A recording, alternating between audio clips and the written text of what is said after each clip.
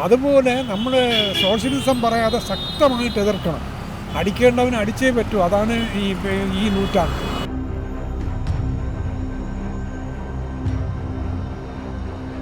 അതിപ്പം പല സ്ഥലങ്ങളിൽ പോയി മന്ത്രിമാരായാലും നമ്മുടെ കേന്ദ്രത്തിലുള്ള ആൾക്കാരായാലും കൂടുതൽ കാര്യങ്ങൾ ശ്രദ്ധിക്കുന്നുണ്ടെന്നുള്ള പറച്ചിൽ മാത്രമേ ഉള്ളൂ.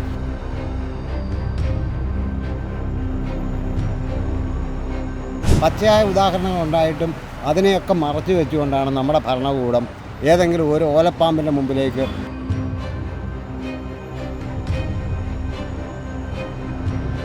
ജനങ്ങളെന്ന് പറയുമ്പോൾ വിദേശസഞ്ചാരികളൊന്നും അവിടുത്തെ നാട്ടുകാരെന്നുള്ള വിഷയമല്ല. ഭീകരന്മാർക്ക് കുറേ ആൾക്കാരെ കൊല്ലുക.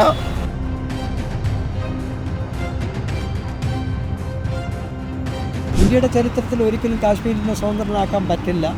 കാശ്മീർ ഇന്ത്യയുടെ തലയായിട്ട് തന്നെ അന്നും ഇന്നും നാളെയും കണ്ടിന്യൂ ചെയ്യും.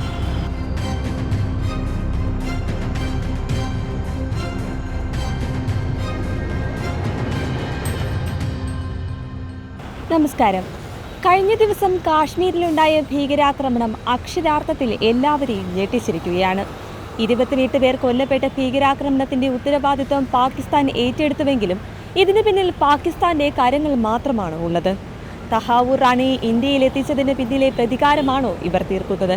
ഇതേപ്പറ്റി നമുക്ക് ജനങ്ങളോട് തന്നെ ചോദിക്കാം. കഴിഞ്ഞ ദിവസം കാശ്മീരിലുണ്ടായ ഭീകരാക്രമണത്തിൽ ഏകദേശം 28 പേർ കൊല്ലപ്പെട്ടിരിക്കുകയാണ്. നമുക്കറിയാം പാകിസ്ഥാൻ അതിൻ്റെ ഉത്തരവാദിത്വം ഏറ്റെടുത്ത് രംഗത്തെത്തിയിട്ടുണ്ട്. കഴിഞ്ഞ കുറച്ച് നാളുകൾക്ക് മുമ്പ് ദേശീയ മാധ്യമങ്ങൾ വരെ ഈ പാകിസ്ഥാനിൽ പട്ടിണിയും പരിവട്ടവുമായി കഴിയുകയാണെന്നാണ് പറഞ്ഞത്. അങ്ങനെയാണെങ്കിൽ ഈ ഭീകര ആക്രമണത്തിനുള്ള സഹായം പാകിസ്ഥാൻ എവിടെ നിന്നായിരിക്കും എത്തിച്ചത്? അത് ഇവിടുത്തെ ഗവൺമെൻറ് പോലെ ആയിരിക്കുമല്ലോ അവിടുത്തെ ഗവൺമെൻറ്. മിക്കവാറും പാവപ്പെട്ടവന്മാരെന്ന് കൈയിട്ടുകാരിയായിരിക്കും ഭീകരാക്രമണത്തിന് കൊടുത്തത്. വിനോദസഞ്ചാരികളല്ല അവിടേക്ക് ജനങ്ങളെന്ന് പറയുമ്പോൾ വിദേശസഞ്ചാരികളൊന്നും അവിടുത്തെ നാട്ടുകാരെന്നുള്ള വിഷയമല്ല. ഭീകരന്മാർക്ക് കുറേ ആൾക്കാരെ കൊല്ലുക, പേരെടുക്കുക. ഞങ്ങൾ ഭീകരന്മാരാണ്, ഗവൺമെൻറ്റിന് വെല്ലാനുള്ള കപ്പാസിറ്റി നമുക്കുണ്ട് എന്ന് അവർക്ക് വരുത്തി തീർക്കാം. അത് ആരെ കൊല്ലണമെന്ന് അവർക്ക് നോക്കേണ്ട കാര്യമില്ല. കുറേ ആൾക്കാരെ കൊല്ലണം. ഇന്നലെ നടന്ന ഭീകരാക്രമണത്തിൽ 28 പേരാണ് കൊല്ലപ്പെട്ടിരിക്കുന്നത്. പാകിസ്ഥാൻ അതിൻ്റെ ഉത്തരവാദിത്വം ഏറ്റെടുത്തിട്ടുള്ളൂ. പക്ഷെ നമുക്കറിയാം ദേശീയ മാധ്യമങ്ങൾ വരെ ഈ പാകിസ്ഥാൻ പട്ടിണിയും പരിവട്ടവുമായി കഴിയുകയാണെന്നാണ് പറയുന്നത്. പാകിസ്ഥാൻ അത് ചുമ്മാ പറയണത്. പാകിസ്ഥാനിൽ അടിപൊളിയല്ലേ കഴിയണത്. മുസ്ലിങ്ങളെ പട്ടിണി പാവമായിട്ട് കഴിയും. അത് ഇന്ത്യയുടെ സഹായത്തിന് വേണ്ടി ചെയ്യണേ. അതല്ല ചുമ്മാ വെറുതെ പറയണേ. അത് പാകിസ്ഥാന് ബന്ധമുള്ള രാജ്യങ്ങളുമായിട്ട് അവർ കൊടുക്കുന്നതായിരിക്കുമല്ലോ. പാകിസ്ഥാനെ സഹായിക്കുന്ന രാജ്യങ്ങൾ കാണുമല്ലോ, അവർ കൊടുത്തിരിക്കും. അല്ല പിന്നെ ബന്ധം കിട്ടും. വിദേശ രാജ്യങ്ങളിൽ നിന്നായിരിക്കും. പക്ഷേ ശക്തമായി ഇന്ത്യ നിന്ന് കഴിഞ്ഞാൽ ഏത് നിമിഷം പോയെന്ന് ചോദിച്ചാൽ മതി. ശക്തമായിട്ട് ഇന്ത്യ നിന്ന് അടിക്കണം, തിരിച്ചടിക്കുക, അല്ലാതെ ഇതിനൊരു മാർഗമില്ല. ലോകത്ത് ആയുധ കച്ചവടം പ്രധാനമായിട്ട് നടത്തുന്നത് അമേരിക്കയാണ്. അമേരിക്കയ്ക്ക് ആയുധ കച്ചവടം നടത്തുന്നതിനും അവരുണ്ടാക്കുന്ന പുതിയ ഓലപ്പടക്കങ്ങൾ മെച്ചപ്പെട്ടതാണെന്ന് തെളിയിക്കുന്നതിനും ആവശ്യമാകുന്ന പുതിയ ഭീകര രാഷ്ട്രങ്ങളെ അവർ തന്നെ സൃഷ്ടിക്കുകയാണ് ചെയ്യുന്നത് ഓരോ കാലഘട്ടത്തിൽ. നമുക്ക് മുമ്പ് 100,000 ഉദാഹരണങ്ങളുണ്ട്. പച്ചയായ ഉദാഹരണങ്ങൾ ഉണ്ടായിട്ടും അതിനെയൊക്കെ മറച്ചു വെച്ചുകൊണ്ടാണ് നമ്മുടെ ഭരണകൂടം ഏതെങ്കിലും ഒരു ഓലപ്പാമ്പിൻ്റെ മുമ്പിലേക്ക്, പാകിസ്ഥാൻ എന്ന് പറയുന്ന ഏതെങ്കിലും ഒരു സാധനത്തിൻ്റെ മുമ്പിലേക്ക് നമ്മളെ എടുത്തു വെച്ചുകൊണ്ട് അത് അധികാരവുമായി ബന്ധപ്പെട്ട നമ്മുടെ പ്രാദേശിക അധികാരവുമായി ബന്ധപ്പെട്ട വേറൊരു വിഷയമാണ്. അത് കൃത്യമായിട്ടൊരു സോഴ്സ് നമുക്ക് കണ്ടെത്താൻ പറ്റില്ല. പക്ഷേ പല രാജ്യങ്ങളും ഇന്ത്യയെ തകർക്കണമെന്നുള്ള മനഃപൂർവ്വമായ ഉദ്ദേശത്തോടുകൂടി തന്നെ പാകിസ്ഥാൻ സഹായിക്കുന്നുണ്ട് എന്നാണ് അറിയാൻ കഴിയും. പാകിസ്ഥാൻ്റെ ഭീകരാക്രമണത്തിൻ്റെ ഫണ്ട് കാലാകാലങ്ങളായിട്ട് അവർക്ക് ലഭിച്ചുകൊണ്ടിരിക്കുന്നത് ഒരുപാട് ടാക്സുകൾ അവർ പിരിക്കുന്നുണ്ട്. പല രീതിയിൽ ടാക്സ് പിരിക്കുന്നുണ്ട്. പ്രത്യേകിച്ച് മിഡിൽ ഈസ്റ്റ് രാഷ്ട്രങ്ങളിൽ നിന്ന് അവർക്ക് അമിതമായിട്ടുള്ള തോതിൽ ഇസ്ലാം വൽക്കരണത്തിൻ്റെ ഭാഗമായിട്ട് അവർ പൈസ കിട്ടുന്നുണ്ട്. ആ പൈസയുടെ ഒരു ഭാഗം അവർ ഇതിലേക്ക് വേണ്ടി വിനിയോഗിക്കുന്നുണ്ട്. ഇവിടെ ഏത് രാജ്യത്തിനും ഒരു ഭീകര പ്രകടനമുണ്ട്. നമ്മുടെ മുഖ്യമന്ത്രി തന്നെ പറഞ്ഞു, ഇവിടെ ഒരു മലയാളി കൊല്ലപ്പെട്ട അയാൾക്ക് മാത്രം ആദരാഞ്ജലി. ഇപ്പോൾ ബാക്കിയുള്ളതെന്ന് പറഞ്ഞപ്പോൾ ഭാരതീയരില്ല എന്നുള്ളതാണ് എൻ്റെ സങ്കല്പം. ഇത് വേറെ എവിടെയെങ്കിലും ഒരു രാഷ്ട്രത്തിൽ ഒരാൾ മരണപ്പെട്ട് കഴിഞ്ഞാൽ ഇവിടെയുള്ള ആൾക്കാരെല്ലാം എന്ത് ചെയ്യും? ഇവിടെ എത്രമാത്രം റാലികളൊന്നും നടത്തുകയാണ്. ഇത് തന്നെയാണ് എൻ്റെ അഭിപ്രായം. അവർക്ക് അറബ് രാജ്യങ്ങൾ കിട്ടുന്നു. അറബ് രാജ്യം അറബ് രാജ്യം, മുസ്ലിം രാജ്യം, അവിടെ നിന്നാണ് ഏറ്റവും കൂടുതൽ അവർക്ക് സഹായം വരുന്നത്. ഞാൻ അവിടെ 36 കൊല്ലം ഉണ്ടായിരുന്നു ഒരു ഏരിയയിൽ. അവർക്ക് എവിടെ വന്നാലും, ഇപ്പം ഇന്ത്യയും പാകിസ്ഥാനും ഒരു യുദ്ധം വന്നാലും ഇവിടുത്തെ ഇന്ത്യൻ മുസ്ലിങ്ങൾ പാകിസ്ഥാനാണ് ഏറ്റവും കൂടുതൽ ഡൊണേഷൻ കൊടുക്കുന്നത്. വീണ്ടും പാകിസ്ഥാൻ്റെ ശല്യം ഇന്ത്യയിലേക്ക് വരുന്നു എന്ന് പറയുമ്പോൾ അതിൻ്റെ പിന്നിൽ ആരെയൊക്കെ സഹായം പാകിസ്ഥാനിൽ ലഭിക്കുന്നു എന്നുള്ളത് വസ്തുതയാണ്. ഇനിയുള്ള ദിവസങ്ങളിലെ കുറച്ച് ദിവസം കൂടെ കഴിയുമ്പോഴേ നമ്മൾ ഇതിൻ്റെ യഥാർത്ഥ ചിത്രം നമുക്ക് മനസ്സിലാക്കാൻ കഴിയും. എന്തായാലും അവർ മാത്രമല്ല, അതിന് പിന്നിൽ വലിയ ശക്തികൾ തന്നെ ഉണ്ട്. നമ്മുടെ രാജ്യത്തെ തകർക്കാനും ഇവിടെ ഭീകരവാദം വളർത്തുവാനും ഇവിടെ രാജ്യം ശിഥിലമാക്കുവാനും വേണ്ടി പിന്നണി പ്രവർത്തനങ്ങൾ ഉള്ളിൽ നടക്കുന്നു എന്നുള്ളതാണ് വീണ്ടും ഇന്നലെ നടന്ന ദാരുണമായ ആ സംഭവത്തെ നമുക്ക് മനസ്സിലാക്കാൻ കഴിയും. അപ്പോൾ ആ ഭീകരാക്രമണം നടന്നതിൽ നമ്മുടെ ഇന്ത്യയും കൂടെ പങ്കുവഹിക്കേണ്ടത്. കാരണം നമ്മുടെ അവിടുത്തെ സുരക്ഷിതത്വം പൂർണ്ണമായിട്ട് കുറവായതുകൊണ്ടാണ് ഇന്ത്യയിൽ ഇങ്ങനൊരു ആക്രമണം ഉണ്ടായത്. അതിപ്പം പല സ്ഥലങ്ങളിൽ പോയി മന്ത്രിമാരായാലും നമ്മുടെ കേന്ദ്രത്തിലുള്ള ആൾക്കാരായാലും കൂടുതൽ കാര്യങ്ങൾ ശ്രദ്ധിക്കുന്നുണ്ടെന്നുള്ള പറച്ചിൽ മാത്രമേ ഉള്ളൂ. ഇന്ത്യക്ക് വേണ്ട രീതിയിലുള്ള പ്രൊട്ടക്ഷനോ കാര്യങ്ങളോ ഒന്നും ഓരോ ഭാഗത്തുനിന്നും ഉണ്ടാവുന്നില്ല. പിന്നെ പാകിസ്ഥാനിൽ അതിനായിട്ടുള്ള പണം ഇല്ല എന്ന് അവർ പറയുന്നത് നമ്മൾ അവരെ വായനോട് പറയുന്നതല്ലേ ഉള്ളൂ. നമുക്കത് കണ്ടോ അല്ല കേട്ടറിവോ കാര്യങ്ങളോ ഒന്നും ഇല്ലല്ലോ. അപ്പോൾ അത് നമുക്ക് എന്തായാലും മുഖവിലേക്ക് എടുക്കാൻ പറ്റാത്ത കാര്യം തന്നെയാണ്. സാധാരണ രീതിയിൽ അവിടെ ഭീകരന്മാരുണ്ട്, പക്ഷേ ഇപ്പോഴത്തെ സെക്യൂരിറ്റി കാരണം അവർക്ക് അത്ര ആക്റ്റീവ് ആവാൻ പറ്റാത്തതാണ്. ഇപ്പോൾ സെക്യൂരിറ്റി സൂപ്പർ ഡീറ്റ് ആയപ്പോഴത്തേക്ക് അവരത് ഒരു അവസരം നോക്കി അറ്റാക്ക് ചെയ്തു നമുക്ക്. മാത്രമല്ല ഇപ്പോൾ മറ്റേ ഇത് കൂടെ വന്നല്ലോ, നമ്മുടെ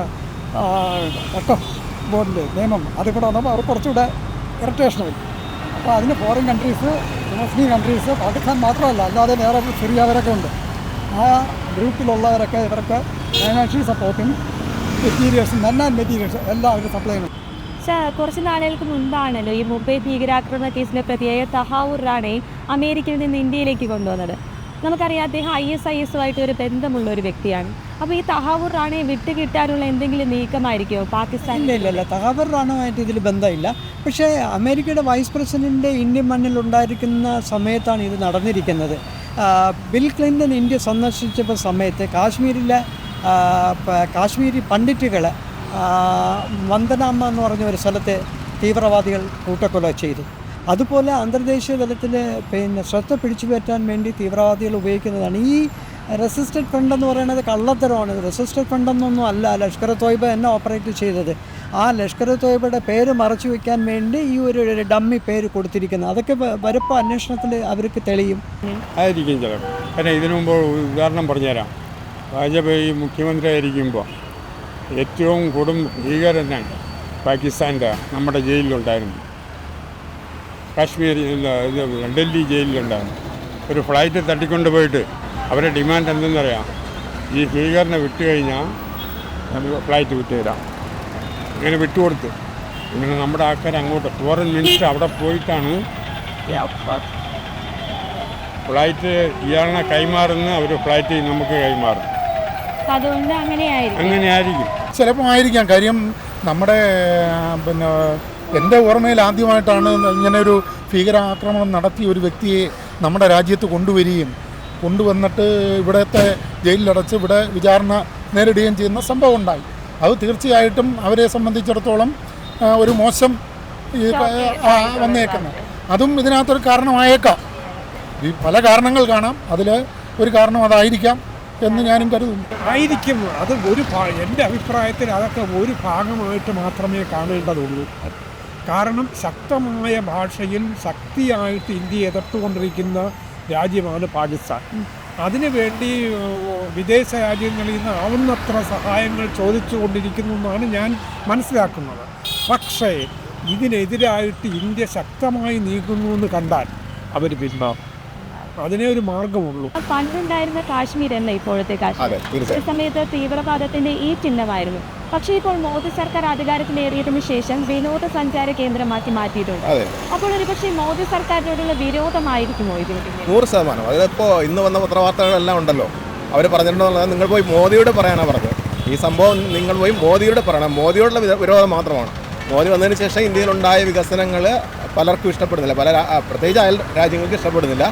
അയൽ രാജ്യങ്ങൾ മാത്രമല്ല, മറ്റ് അമേരിക്ക പോലുള്ള വൻകിട രാജ്യങ്ങൾക്ക് പോലും ഇഷ്ടപ്പെടുന്നില്ല. കാരണം വളർച്ച അത്രത്തോളം ത്വരിതഗതിയിലാണ്.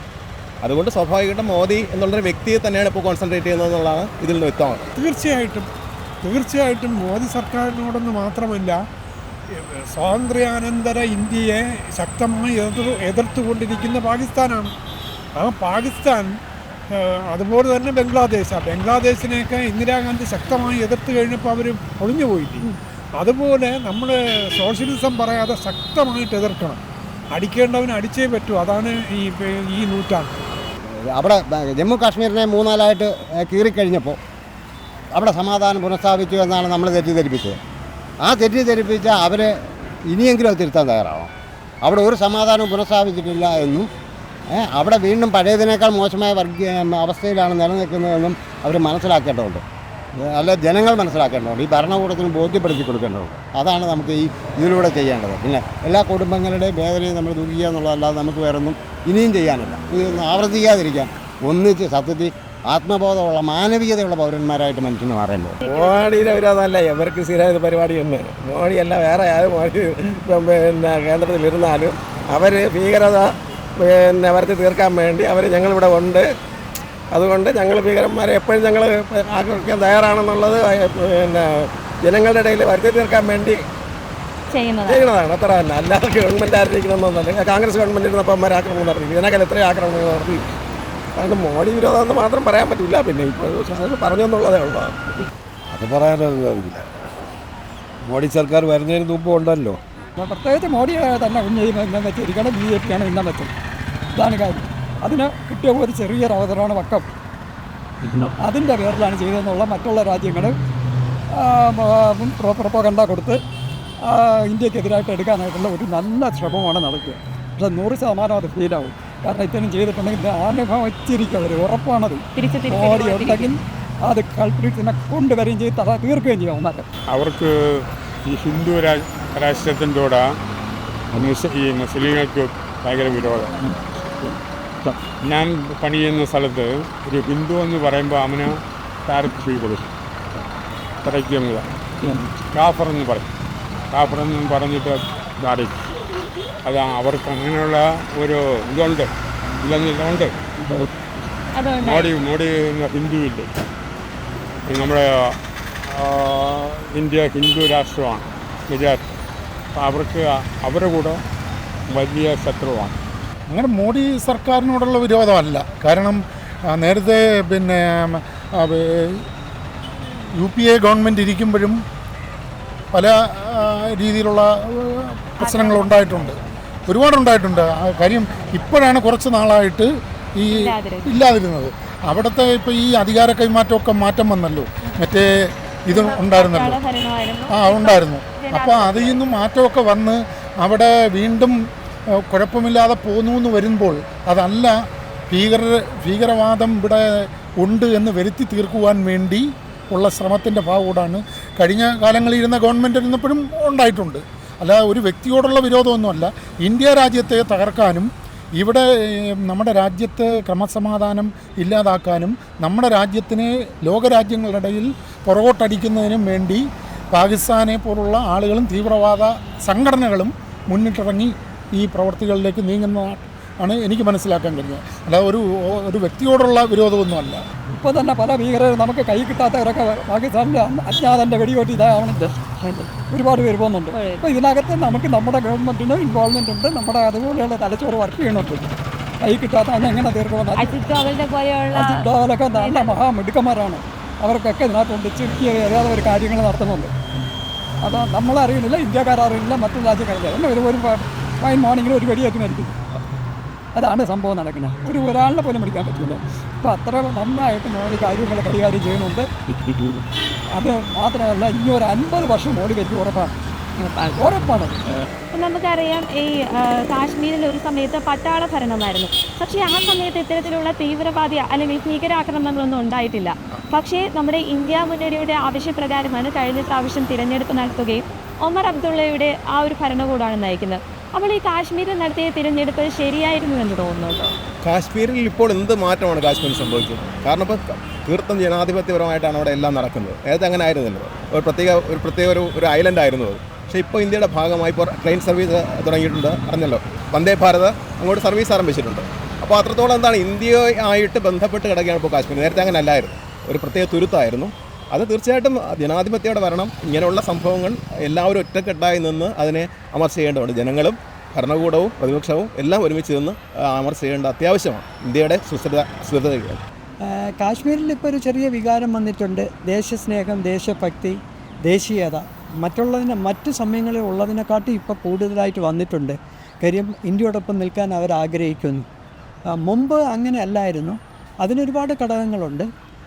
പക്ഷേ ഇപ്പോൾ അങ്ങനെ ഒരു സ്നേഹം വന്നിട്ടുണ്ട്. അതുകൊണ്ടാണ് ഈ ആക്രമണത്തെ പരസ്യമായിട്ട് ജനങ്ങൾ തെരുവിൽ ഇന്നലെ ഇന്നുമായിട്ട് വെല്ലുവിളിച്ചിരിക്കുന്നത്. ഇപ്പോൾ കാശ്മീരിൻ്റെ മണ്ണിൽ ഇത് സ്വീകരിക്കാൻ പറ്റില്ല എന്ന് പറയുന്നത്. കാശ്മീരികളുടെ ഏറ്റവും പ്രധാനപ്പെട്ട ലക്ഷ്യം എന്ന് പറയുന്നത് ടൂറിസം തകർന്നു കഴിഞ്ഞാൽ പിന്നെ എങ്ങനെ അവർക്ക് വികസിച്ച് വരാൻ പറ്റും? എന്തായാലും ഇതിനെ വെച്ച് പൊറിപ്പിക്കുവാൻ കഴിയില്ല. ഇതിനെതിരെ എല്ലാ ആളുകളും രാഷ്ട്രീയ ഭേദമന്യേ ശക്തമായ രീതിയിൽ പ്രതികരിക്കുകയും മുന്നോട്ട് പോവുകയും വേണമെന്നാണ് എൻ്റെ ഒരു അഭ്യർത്ഥന.